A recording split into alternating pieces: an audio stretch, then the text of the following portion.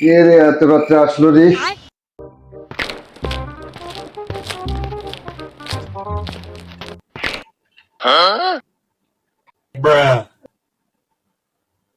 আসসালামু আলাইকুম রাহমাতুল্লাহ।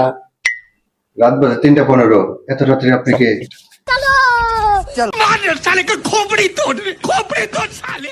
স্যার, আমি একজন ভিক্ষুক। এলাকার সবাই জানে আমি রাতে ভিক্ষা করি, সেজন্য আসলাম। বেয়াদবি মাফ করবেন।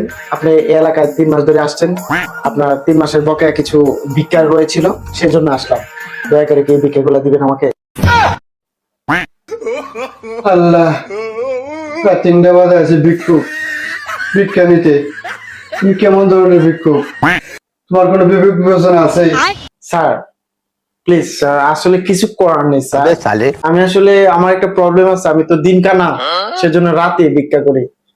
আচ্ছা শুনি, তোমার 3 মাসে কত বকেয়া হয়েছে?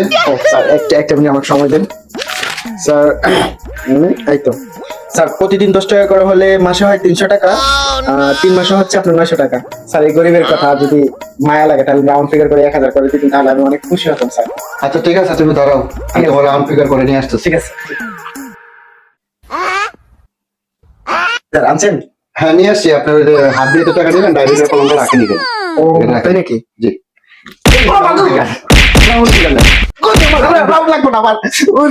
আনফিগার আমাকে ক্ষমা করে দাও প্লিজ। আরো লাগবে না আনফিগার? ও বাবা, বাবা গো। ডায়াবেটিসের কলম নেই।